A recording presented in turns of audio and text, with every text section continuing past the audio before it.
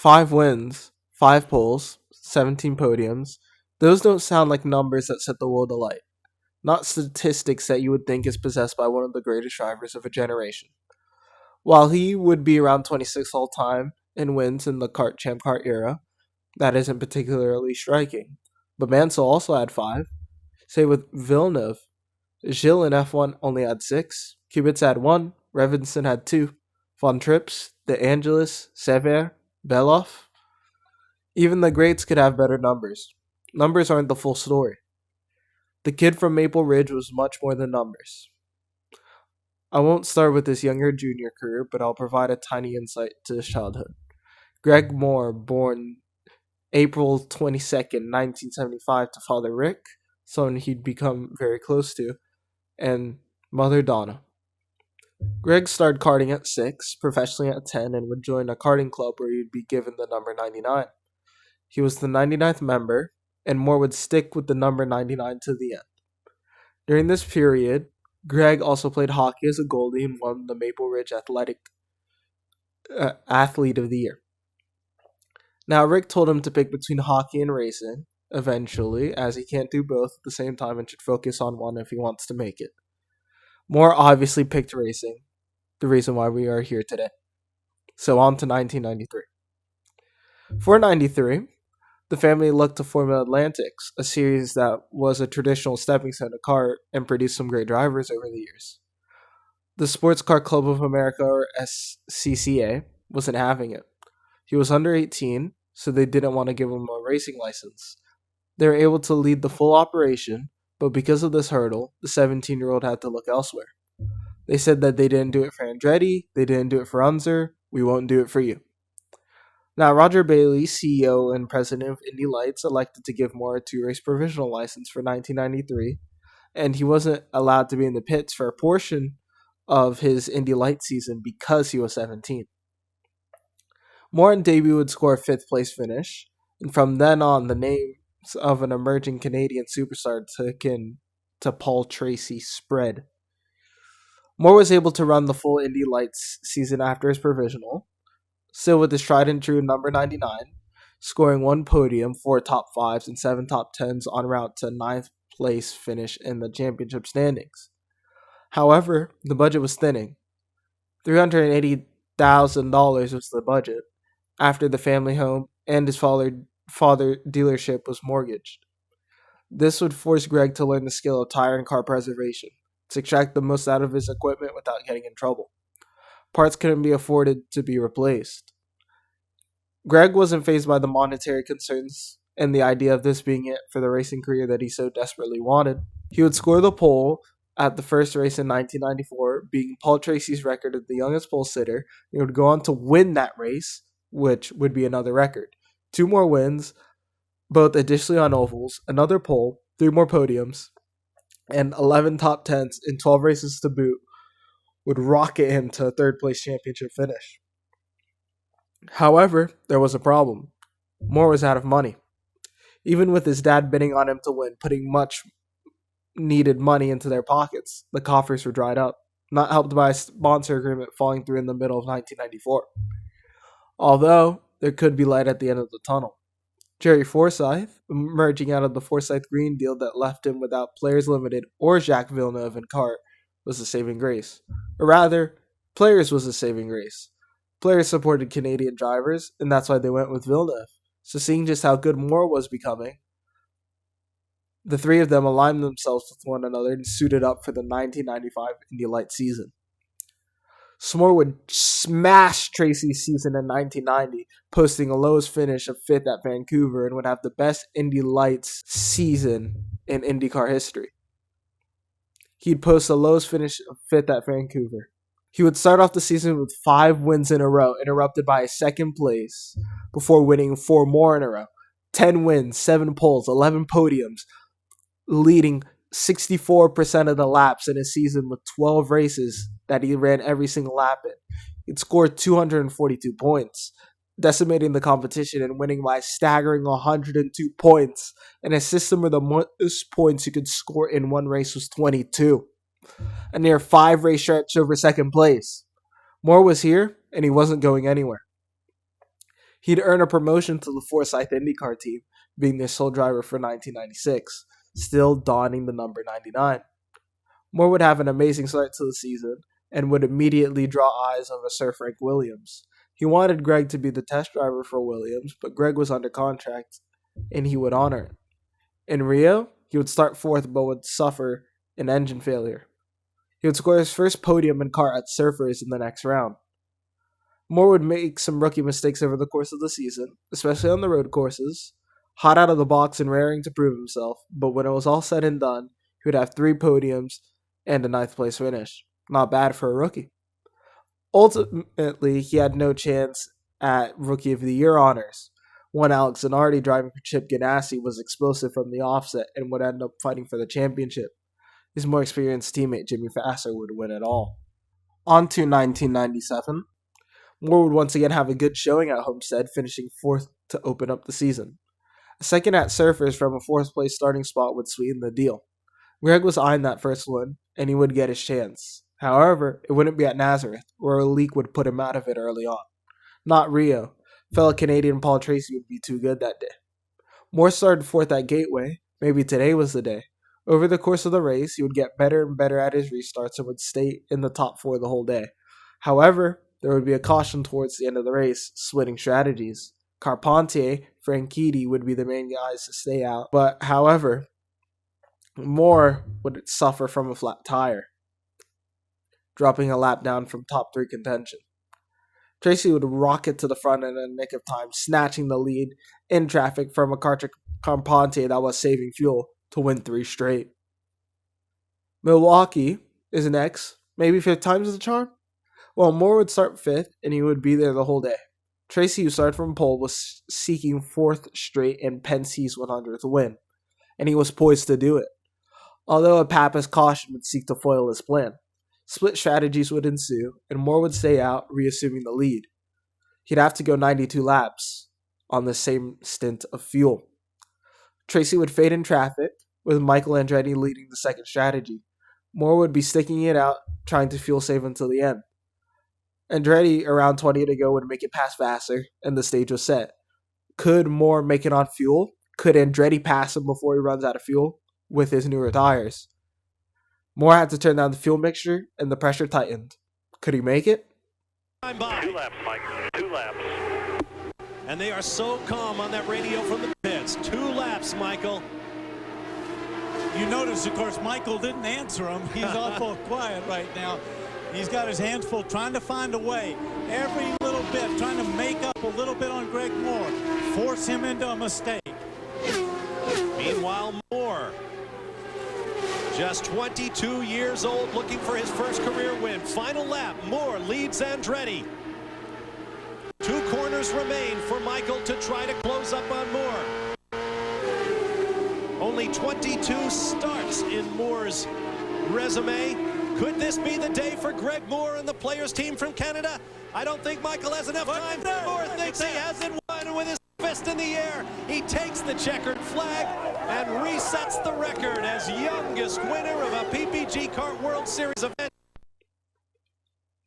He did it. At 22 years, 1 month, and 10 days old, Moore set the record of youngest kart winner in history. He would be tied 5th in the championship on 65 points. On to Belle Isle, Moore would start 7th. He would run around the same spot, and the first pit stops would start cycling. Moore would be leading, and while Franchitti would hit his pit box. Now remember, he's staying with the optional Firestone. Someone has hit the wall. Let's go back to Bob. It's a Richie Hearn in turn 11. You can see from the tracks, he spun it in rear end first.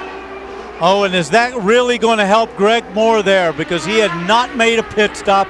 Everybody else pitted under green. He's going to get the opportunity to come in under a yellow. And now it was a fuel economy race again. And Moore just won his first race on fuel economy. The free stop would allow Moore to be the first on strategy and run in first overall. Another caution would force Moore in, and the Pac West teammates would find themselves 1-2 with Moore starting 4th behind Carpentier. There would be 24 laps, and Gugelman and Blundell would try to make it home. Could they make it? Carpentier couldn't, and dove in with 11 laps to go. Moore is now 3rd, following the Pac West 1-2. Moore would hound Blundell for second, but he couldn't find a way by. The laps would count down, and pretty quickly was the final lap. Just enjoy it. You're not having any of that. You did it to my teammate. You're not doing it to me. Here comes the white flag for the Pac West teammates, Gugelman and Blundell. Final lap of the Detroit Grand Prix. 2 miles to go. Do they have enough fuel?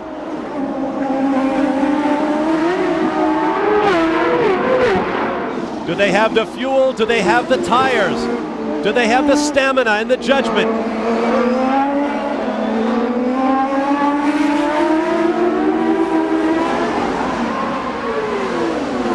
On to the strand.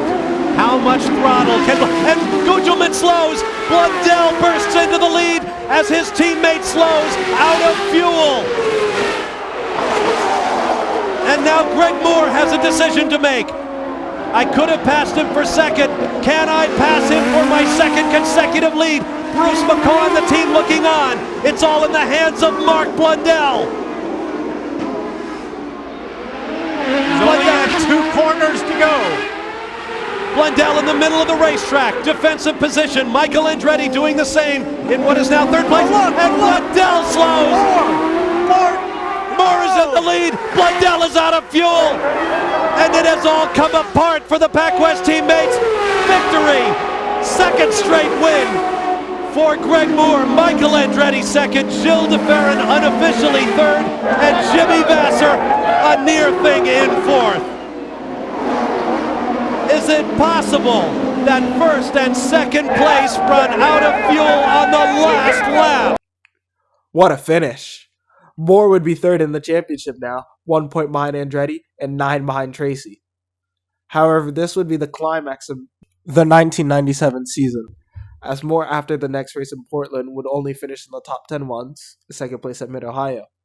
Failures and crashes would derail the 1997 season, culminating in a 7th place championship finish. An improvement on 96, but just like 96, left much to be desired. At least, Moore was introduced to the F1 audience and was even on the radar of one Jean Todt.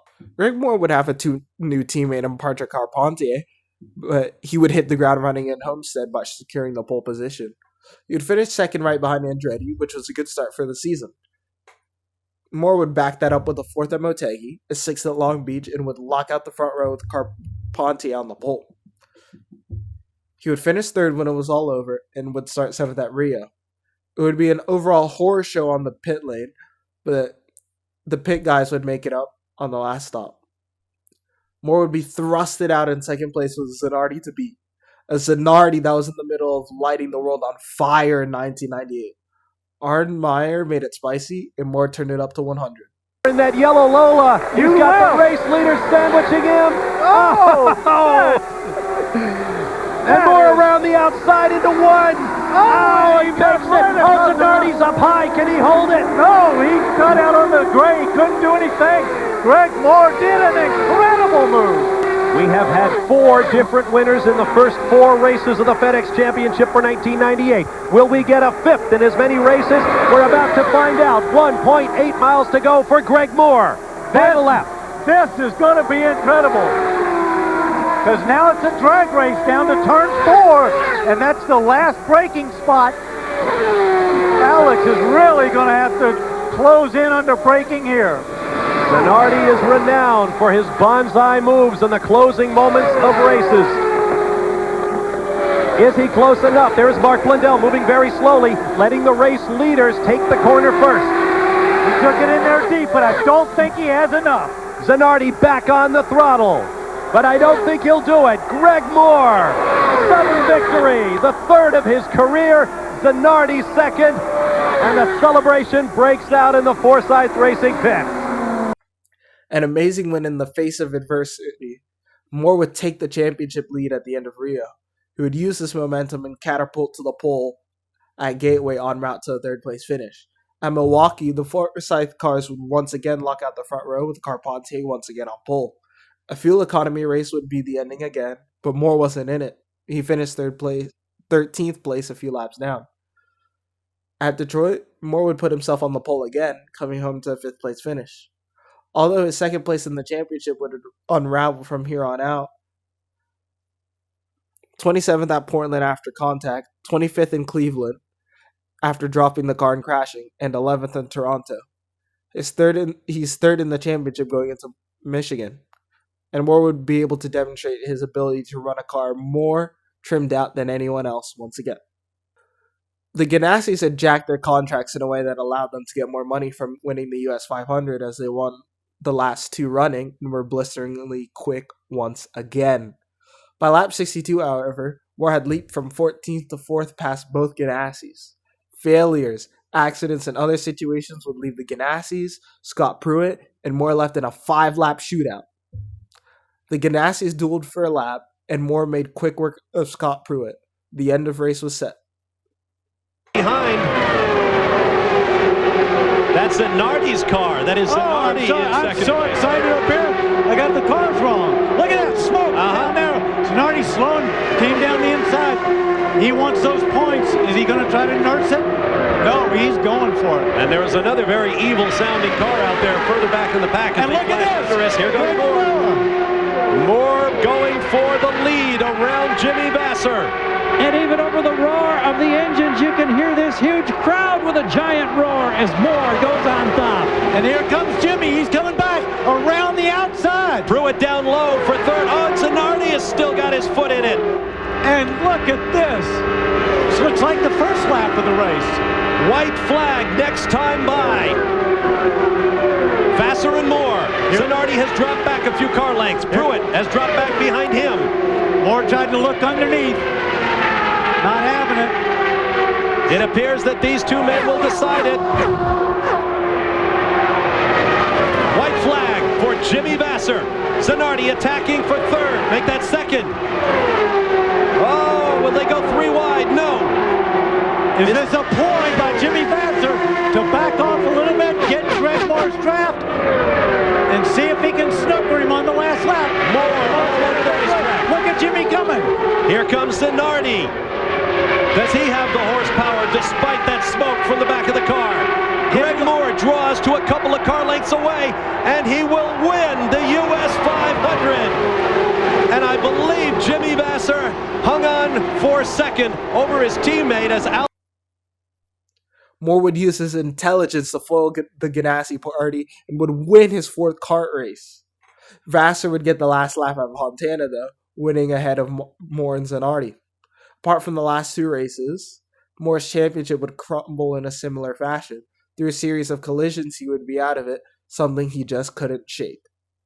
He had finished 5th in the championship when it was all said and done, scoring 30 more points than he did in 1997. 1999 would start off with a bang, another pole position, his 5th at Homestead. Andretti would have a problem in the pit lane, causing the dominant Moore to leapfrog him. When it was all said and done, Greg led 96 of the 150 laps to win from the pole at Homestead. Now, Moore this year was heavily seen as a title challenger coming into 1999, and with a lot of road course testing, it could have been the year. However, the Mercedes-Benz engine that started to rear its head each season and sat in the back of that Reynard would show its face truly in 1999. Moore would hold on to the championship lead until Nazareth, where he would record his first finish outside the top 10. He would record 3 more in a row, with a second place in Milwaukee, leaping him up to 3rd place in the championship, 4 points away from Montoya, the championship leader. A failure and finish outside the top 10 would leave Moore 5th, for a rebound at Road America, where he finished 4th. Despite that, Moore wouldn't see the top 5 in the championship for the rest of the season.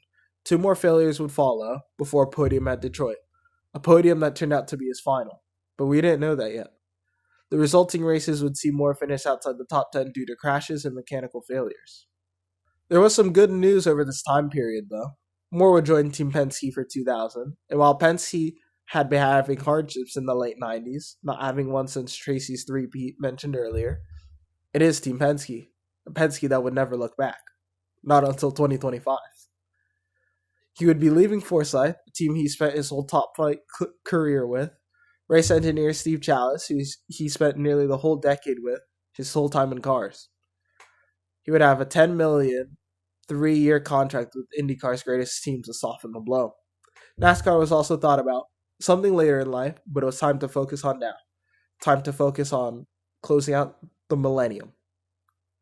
Pretty soon we arrive to California, the 20th and final race of the 1999 season, a season where Greg has regressed some near 40 points in the championship, a season that needs to be forgotten and moved on from. One last race to say goodbye to a Mercedes engine that haunted him, a chance to show his overall brilliance to once again run a trimmed out car more than anyone else. However, that wouldn't be so easy. Greg Moore would be hit in the paddock while on his scooter by a car. Moore wouldn't be able to participate in qualifying. He'd have to start 26th. Moore was left with a broken finger and a laceration in his right hand and a bruised hip. He probably wouldn't be able to drive tomorrow, but he found a way. Armed with a brace and 15 stitches, he tested and was approved to race. Moore was rearing to start from 26, saying that he'd see Kanaan up there in a bit. One of his best friends, Dario Franchitti, would be dueling Juan Pablo Montoya for the championship. The green would be thrown, and in 2 laps, Moore was up to 20th already. Richie Hearn would lose the rear on lap 4, and they would get going on lap 10. Running on much colder tires, just like Hearn did, Moore would lose the car coming out of 2. Miles an hour and just being pulled right into the back of it. Oh! Oh, an enormous crash. Oh my God. A terrible crash. Yellow comes out again.